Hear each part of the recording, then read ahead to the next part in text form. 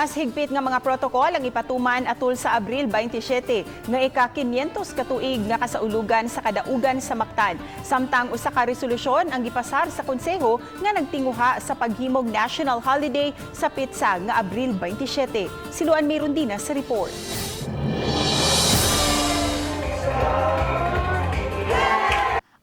Kaadlaw na lang sa dili pa sa ulugon ang ika-500 katuig nga kadaugan sa Mactan. Subay niini nahanay na sa dakbayan ang tibok buwan nga kalihukan. Gipaspasan na usab ang renovation sa Mactan Shrine.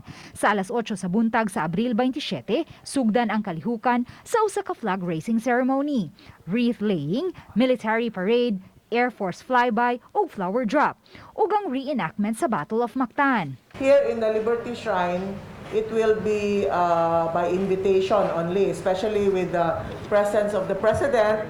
So we expect the security will be very tight and the PSG will have the final say in the guest list. Samtang pagkaalasay sa gabi, may gala o cultural show, fireworks display o tribute sa mga frontliners. Gipasabot sa mayor nga tungod kay usa kini ka nasudnong kalihukan ug mismong ang presidente ang pinasidunggang dinapit hinungdan nga ipatuman ang mas istriktong health protocol. The entourage of the president will undergo PCR test.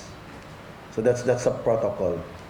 So after the PCR test, they will present it, no, sa gate, and then you need to have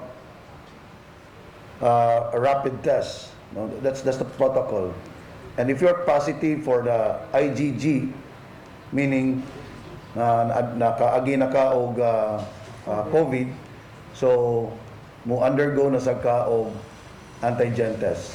Gipasabot ni Tourism, Cultural and Historical Affairs Commission Chairperson Cindy Kingshan nga kay limitahan lang ngadto sa 50% ang capacity sa Mactan Shrine, may ipahigayong live streaming aron mamahimong makasaksi ang tanan.